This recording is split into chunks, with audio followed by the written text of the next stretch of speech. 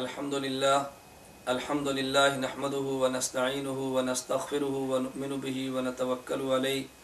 ونعوذ باللہ من شرور انفسنا ومن سیئات اعمالنا من يهده الله فلا مضل له ومن يضلل فلا هادي له ونشهد ان لا اله الا الله وحده لا شريك له ونشهد ان سيدنا ومولانا محمدا عبده ورسوله اما بعد فاعوذ باللہ من الشیطان الرجیم بسم اللہ الرحمن الرحیم ومن يشاقق الرسول من بعد ما تبین له الهدى ويتبع غیر سبیل المؤمنین نوله ما تولى ونصله جہنم وساءت مصیرا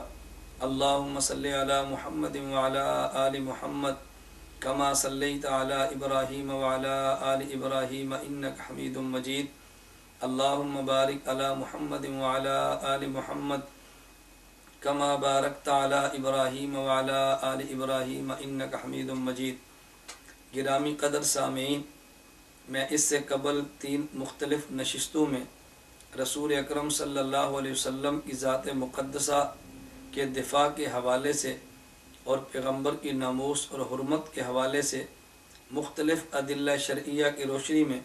یہ بات واضح کر چکا ہوں کہ پیغمبر کی توہین کرنا کفر ہے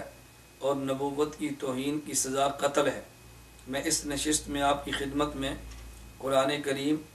احادیث پیغمبر، صحابہ کرام رضی اللہ عنہم مجمعین کے فتاوی جات کے بعد اجماع امت پیش کرنے لگا ہوں تاکہ آپ حضرات کے علم میں آئے کہ یہ قرآن کریم کا فیصلہ ہے، نبوت کا فیصلہ ہے، صحابہ کرام رضی اللہ عنہم مجمعین کا فیصلہ ہے، اور ان کے فیصلے کے ساتھ دنیا بھر کے اہل اسلام متفق ہے۔ اس فیصلے کا مسلمان انکار نہیں کرتے بلکہ جمیع علماء اس فیصلے کو قبول کر رہے ہیں۔ لیکن ایک بات میں شروع میں واضح کر دینا ضروری سمجھتا ہوں کہ اجماع امت قرآن کریم اور احادیث کے بعد اگر اجماع امت نہ بھی پیش کیا جاتا تو قرآن کریم، احادیث پیغمبر، صحابہ کرام رضی اللہ عنہم مجمعین کے فتاوی جات اگرچہ کافی تھے، لیکن اجماع امت اس لیے پیش کیا ہے کہ بہت سارے حضرات وہ ہیں کہ جو قرآن کریم کا معنی اپنی منشا کے مطابق بیان کرتے ہیں، حدیث کا معنی اپنی مرضی کے مطابق بیان کرتے ہیں، اور اپنے معنی کا نام قرآن رکھتے ہیں، اپنے معنی کا نام حدیث رکھتے ہیں کہ ہم نے قرآن سے یوں سمجھا یا قرآن یوں کہتا ہے۔ تو آپ حضرات کے علم میں آنا چاہیے کہ قرآن کریم کا معنی یا حدیث پیغمبر کا مفہوم بھی وہ معتبر ہوگا کہ جس پر رسول اکرم صلی اللہ علیہ وسلم کی امت کے علماء کا ذہن ہو۔ پیغمبر کے وارث اس معنی کو قبول نہ کریں۔ اگر کوئی خود کو مذہبی سکالر کہلانے والا وہ اپنا مفہوم بیان کرتا ہے تو علماء امت کے مقابلے میں مفہوم اور معنی یقیناً وہ قابل رد ہے، اس معنی کو قبول نہیں کیا جا سکتا۔ اور اجماع امت کی اہمیت کے حوالے سے یہ بات بھی ذہن نشین فرمائیں کہ اجماع امت اہم کتنا ہے۔ اس قرآن کریم کی آیت مبارکہ میں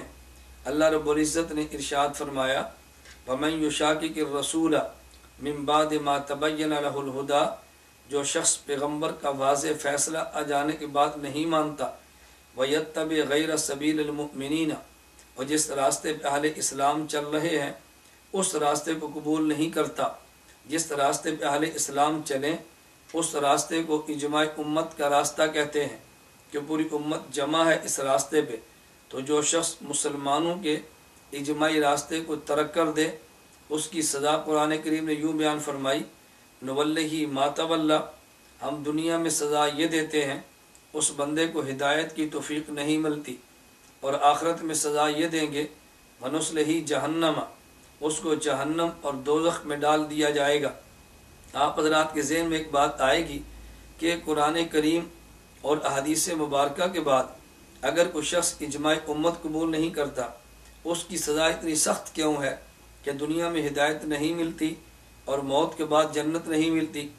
حضور اکرم صلی اللہ علیہ وسلم نے ارشاد فرمایا کہ حدیث قدسی ہے، حق جل مجدہ نے فرمایا، من عادی لی ولیا فقد آذنتہ بالحرب، کہ جو میرے دوست کو ایذا اور تکلیف دیتا ہے وہ اللہ فرماتے ہیں مجھ سے اعلان جنگ کر رہا ہے۔ تو ایک ولی کو دکھ دینا یہ اعلان جنگ ہے، اور جہاں اولیاء امت کو دکھ دیا جائے، یہ کتنا بڑا اعلان جنگ ہوگا۔ اور دو جب طاقتیں آپس میں لڑتی ہیں یا جنگ ہو تو ایک فریق دوسرے فریق کے سب سے قیمتی چیز کو پہلے تباہ کرتا ہے۔ اللہ کی قیمت ایمان کی ہے، لہذا جو بندہ اولیاء امت کے خلاف راستے اختیار کرے اور اولیاء امت کو تکلیف دے، اللہ اس کی سب سے قیمتی متاع اور چیز ایمان کو سلب فرما لیتے ہیں۔ جب ایمان نہیں رہے گا تو ہدایت کی توقع بھی نہیں ہے۔ اس لیے اجماع امت کو معمولی درجے کا فیصلہ نہ سمجھا جائے، بلکہ اجماع امت دلائل قاطعہ میں سے ایک دلیل قطعی ہے۔ بلکہ میں یوں کہوں کہ جو قرآن ہمارے پاس موجود ہے، جو قرآن موجود ہے، ہم تک پہنچنے میں بنیاد بھی اجماع ہے۔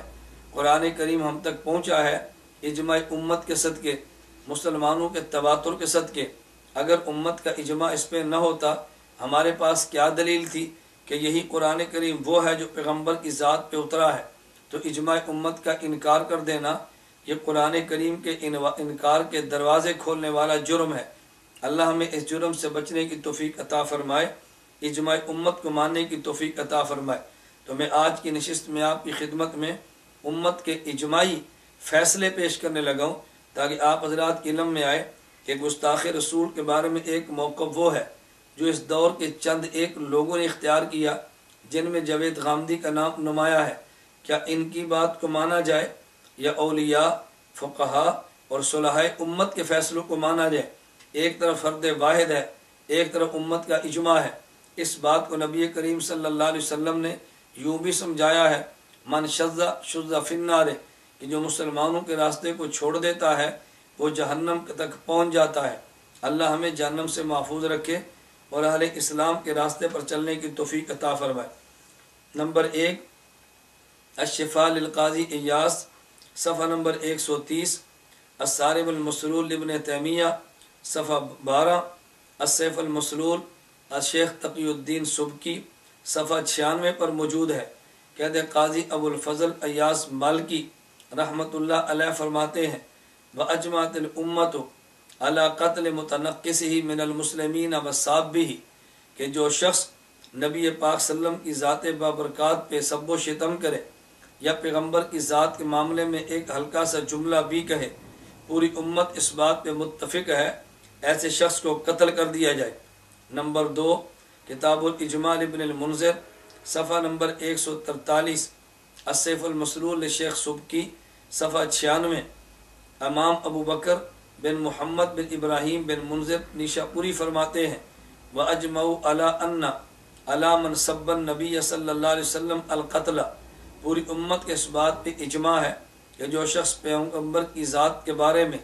نازیبہ جملہ یا کلمہ کہے اس کو قتل کر دیا جائے۔ نمبر 3، معالم السنن للامام الخطابی، جلد 6، صفحہ 199، السیف المسلول، صفحہ 97، علامہ ابو سلیمان احمد بن محمد الخطابی رحمہ اللہ فرماتے ہیں، لا عالم احد من المسلمین اختلف فی وجوب قتلہ اذا کان مسلما، اگر کوئی شخص مسلمان ہو اور پیغمبر کی توہین کرے تو میں نے کسی ایک مسلمان کو بھی اس کے بارے میں یہ اختلاف کرتے نہیں دیکھا کہ ایسا شخص مستحق قتل نہیں، بلکہ تمام کی رائے یہ ہے اس شخص کو قتل کر دینا چاہیے۔ میں گرامی قدر سامعین آپ کی خدمت میں عرض کروں گا، اس حوالہ کی روشنی میں ذرا محسوس فرمائیں، لا عالم احد من المسلمین، کسی ایک مسلمان کو بھی نہیں جانتا کہ جو شاتم رسول کے قتل کا قائل نہ ہو۔ تو جو شخص شاتم رسول کے قتل کی بات نہیں کرتا،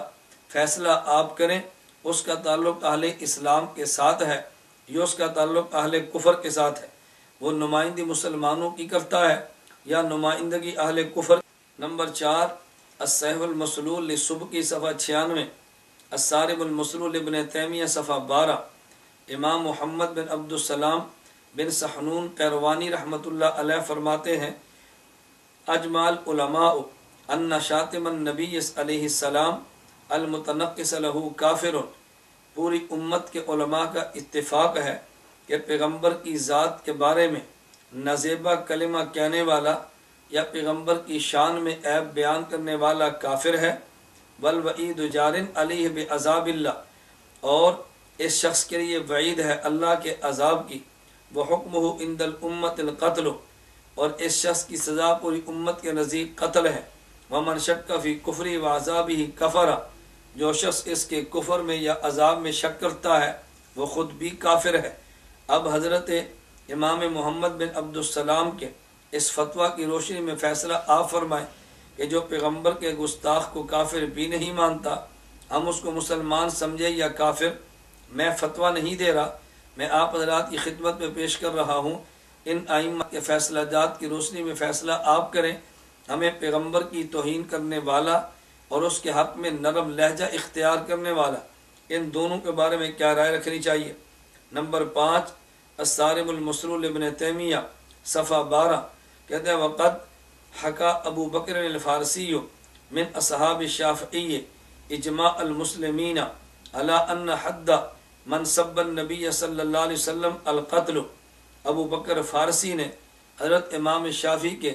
اصحاب سے یہ بات نقل کی ہے کہ پورے مسلمانوں کا اجماع اور اتفاق ہے کہ پیغمبر کی ذات کے بارے میں نازیبہ جملہ کہنے والے کی سزا قتل ہے۔ نمبر 6 خلاصۃ الفتاوی لطاہر بن عبد الرشید البخاری الحنفی جلد 4 صفحہ نمبر 386۔ شیخ امام طاہر بن عبد الرشید البخاری حنفی فرماتے ہیں من شتم النبی صلی اللہ علیہ وسلم، جو پیغمبر کی ذات کے بارے میں نازیبہ کلمہ کہے، وَأَهَانَهُ، یا پیغمبر کی توہین کرے، او عابہ، یا پیغمبر کے اندر کوئی نقص نکالے، فی امور دینہ او فی شخصہ او فی وصف من اوصاف ذاتہ، پیغمبر کے دین کے بارے میں، پیغمبر کی ذات کے بارے میں، حضور اکرم صلی اللہ علیہ وسلم کے مبارک اوصاف میں سے کسی وصف کے بارے میں اگر یہ جرم کرتا ہے، سواء کان الشاتم مثلا من امتی او غیرہا، خواہ یہ پیغمبر کی ذات کے بارے میں یہ رائے رکھنے والا وہ پیغمبر کی امت میں سے ہو یا نہ ہو، یعنی وہ مسلمان ہو یا کافر ہو، مسلمان ہو یا کافر ہو، وسواء کان من اہل الکتاب او غیرہ ذمیا کان او حربیا، اور خواہ یہ عام کافر ہو یا اہل کتاب ہو، یہ ذمہ میں ہو، ذمی ہو، یعنی مسلمانوں کے دارالاسلام میں یہ جزیہ دے کے زندگی گزارتا ہو، یا یہ دارالکفر میں حربی کافر ہو، سواء کان شتم او الاہانۃ او العیب صادرا عنہ عمدا او سہوا او غفلتا او جدا او حزرا، اور یہ جو شخص نے پیغمبر کی توہین کی ہے، خواہ جان بوجھ کر کی ہو، بھول کر کی ہو، غلطی سے کی ہو، فقط کفر، اس شخص نے کفر کیا ہے، بحیث ان تاب لم یقبل توبتہ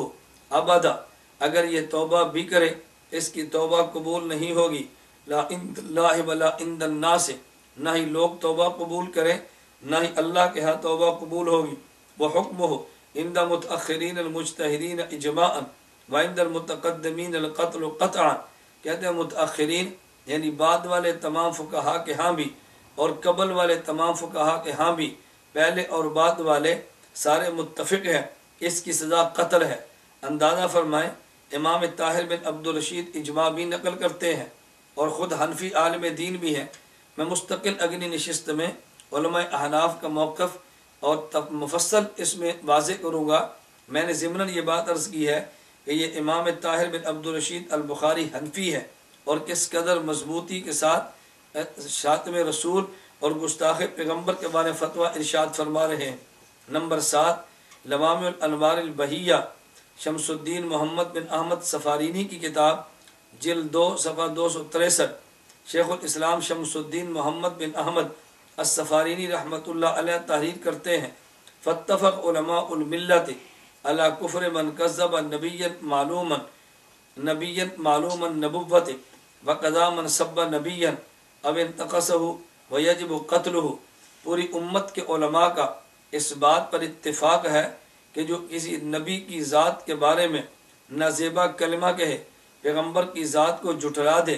تو یہ شخص کافر بھی ہے اور اس کا قتل کرنا واجب بھی ہے۔ تو میں نے آپ کی خدمت میں 7 حوالے امت کے اجماع کے پیش کیے ہیں کہ امت کے علماء کا اجماع ہے گستاخ رسول کافر بھی ہے اور اس کی سزا قتل بھی ہے۔ ہمارا اہل سنت والجماعت کا مسلک اور موقف بھی یہ ہے ہمارا نظریہ اور فکر بھی یہ ہے کہ پیغمبر کی توہین کرنا یہ جرم کے اعتبار سے کفر ہے اور سزا کے اعتبار سے اس کی سزا قتل ہے۔ اللہ رب العزت ہمیں پیغمبر کی ناموس، پیغمبر کی عزت کے دفاع کے لیے قبول فرمائے۔ وآخر دعوانا ان الحمد للہ رب العالمین۔